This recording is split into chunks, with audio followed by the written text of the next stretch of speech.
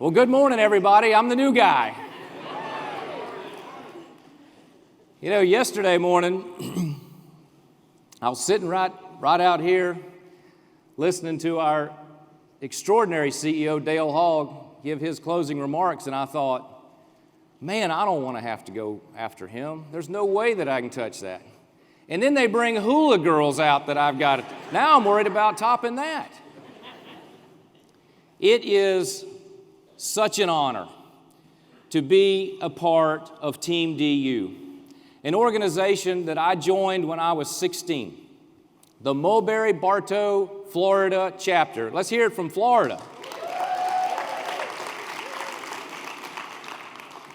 To my fellow Floridians, we've got some work to do in Orlando next year to top the Hawaii convention. We're going to need to meet about that.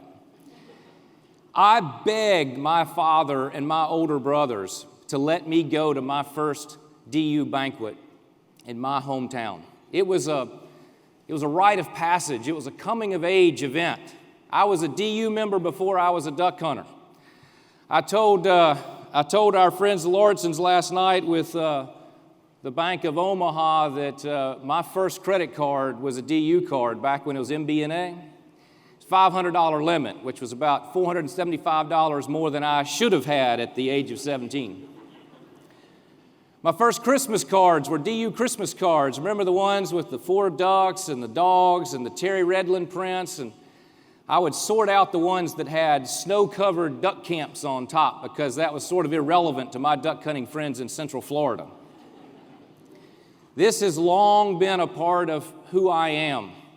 And now I'm excited that it's a part of my entire family's journey. And I'd like to introduce to you, to the DU family, 5 of the newest members who are also 5 of the most special people to me. My wife, Melissa, my son, Hughes, Abby, who'll be a Florida Gator in August.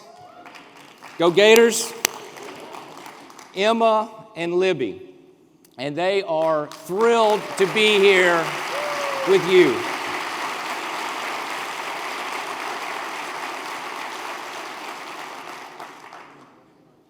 What an exciting time to be a part of this organization.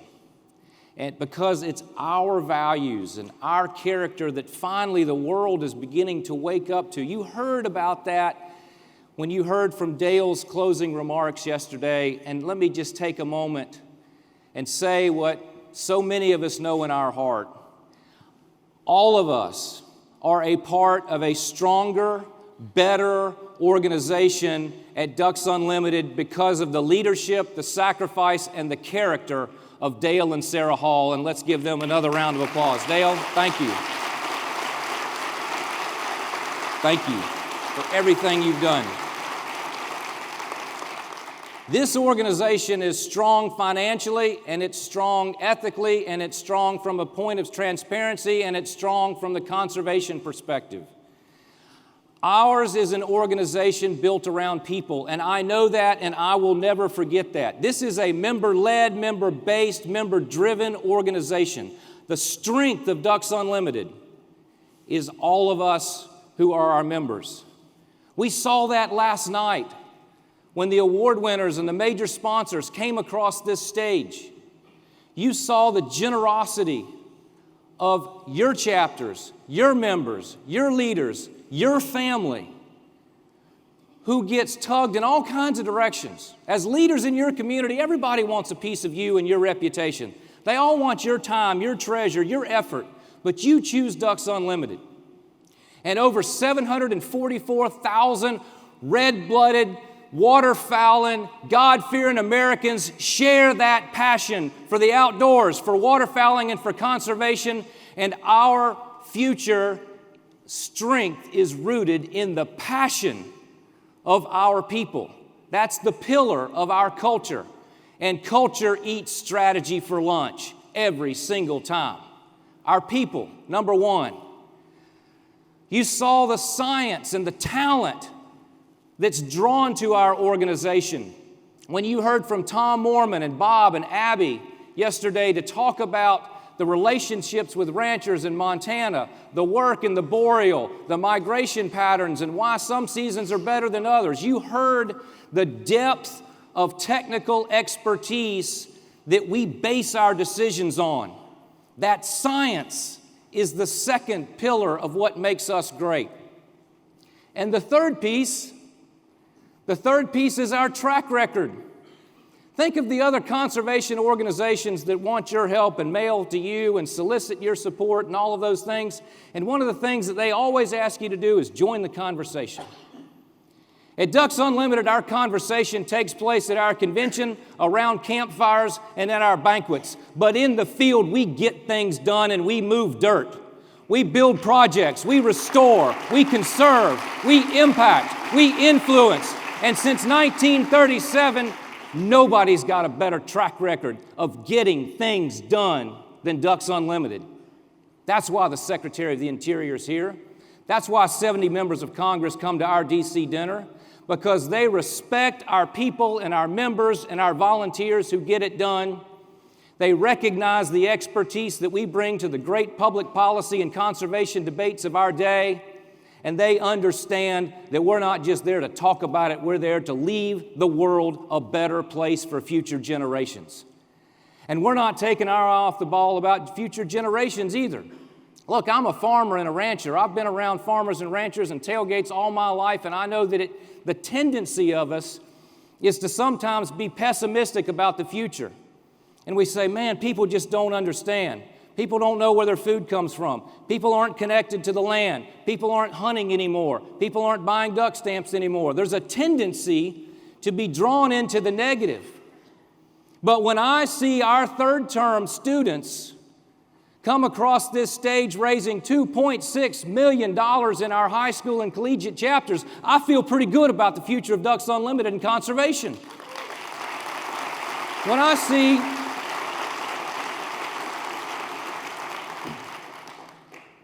I see that we've hired nearly 50 former collegiate and varsity chapter members to join Team DU and go work for us in the field, or when I see that some of the most successful banquets around the country are now being led by recent alumni of that program, we can't help but know that the future is bright for conservation and Ducks Unlimited. I work for you. All of Team DU works for you, and together that blending of volunteers and staff is changing the world, 1 acre at a time.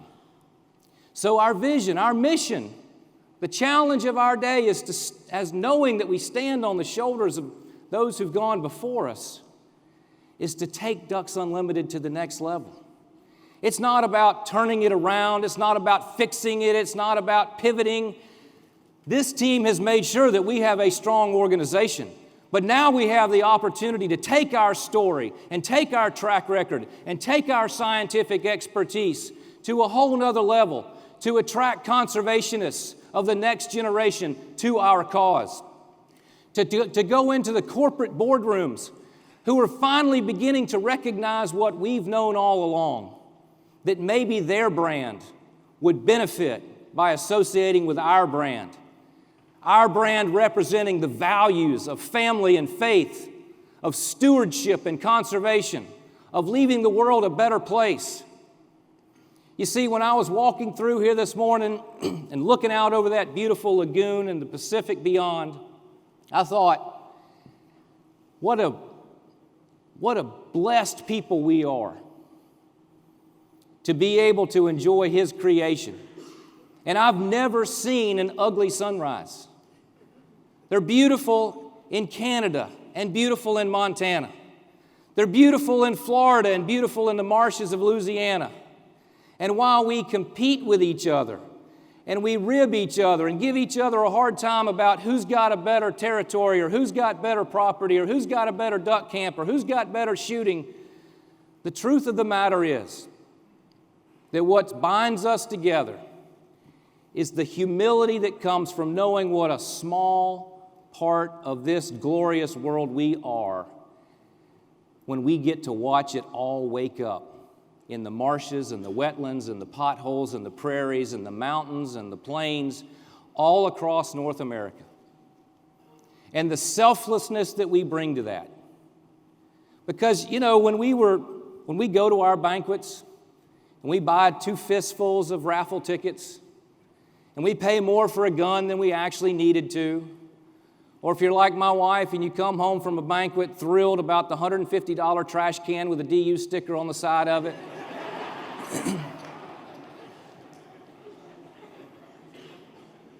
and then you get home and you lift the lid and she said, "Oh my God, it came with its own scoop. It was totally worth it."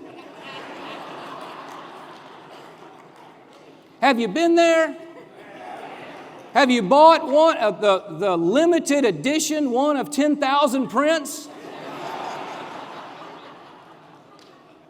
Have you furnished your child's first apartment with prints that you pulled out of the closet? Why do we do it? Because we love it. We do it because it's for the ducks.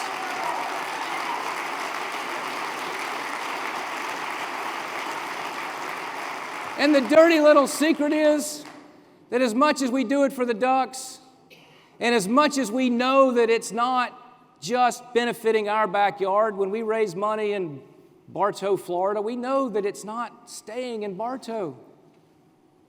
It's going to Canada. It's going to the mangroves of Mexico. It's going to the Dakotas. It's going to the Mississippi Valley and the Central Valley, because this is a science-based organization. And we know that. And we do it not just in spite of it, we do it because of it.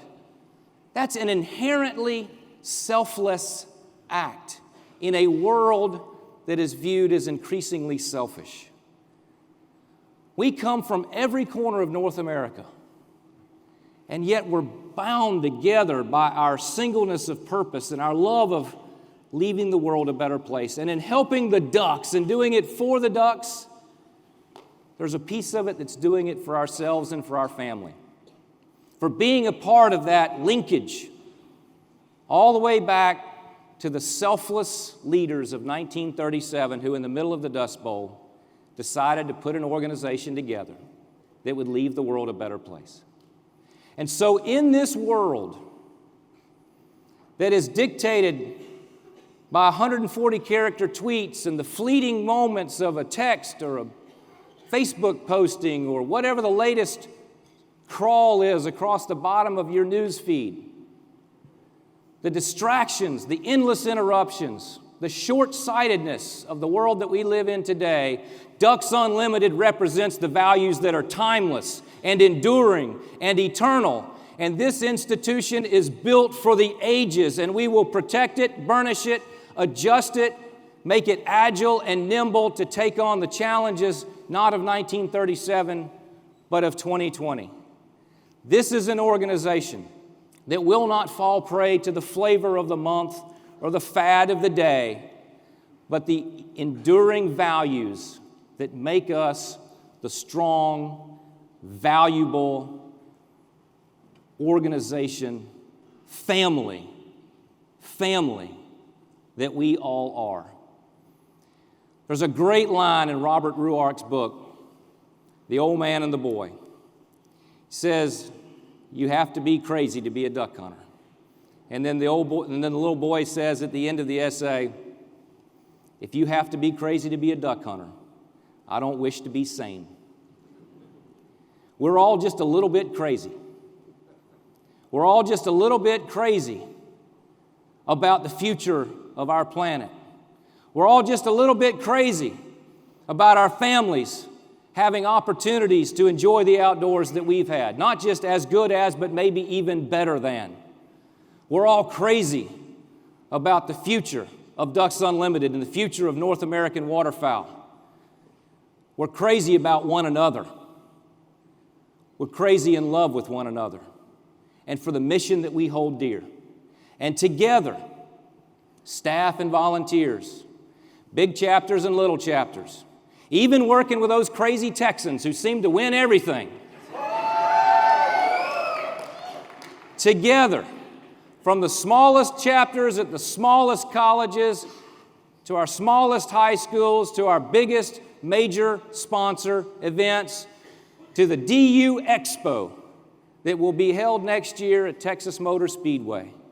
All of us together have to ask ourselves, what more can we do?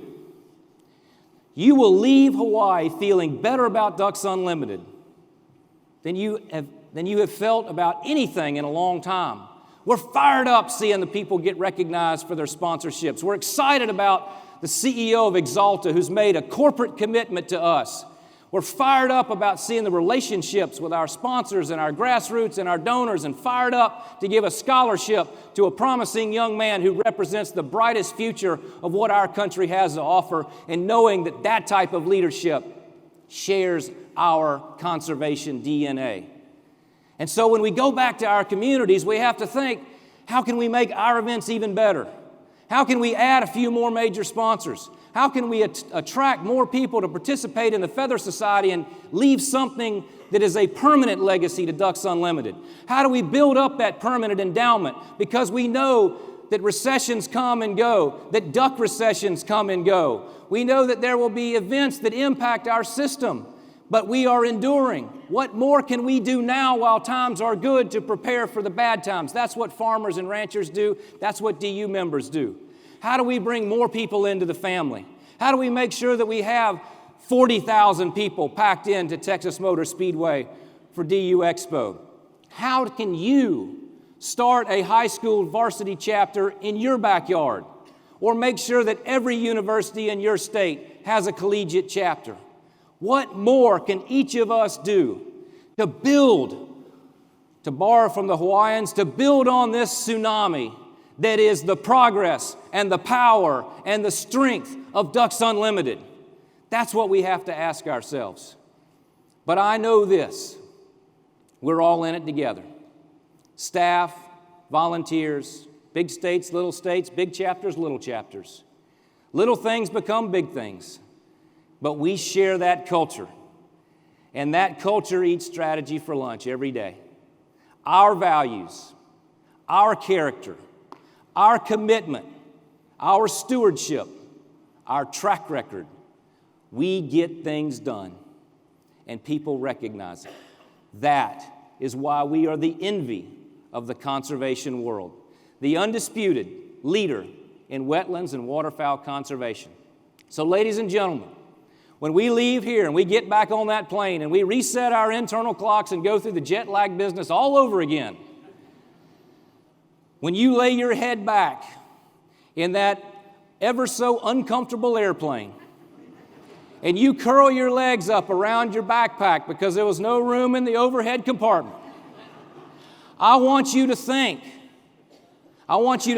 back to the moment that you fell in love with Ducks Unlimited, with the raffle tickets falling out of your pockets and the prints underneath your arm. And if you're like me, the thermocell that you won because you never win a gun.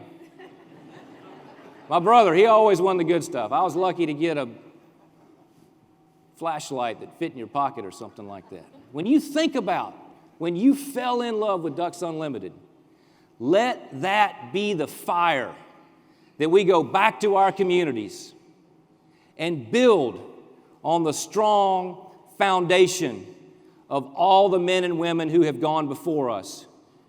Let us use that as our inspiration to build an institution for the ages.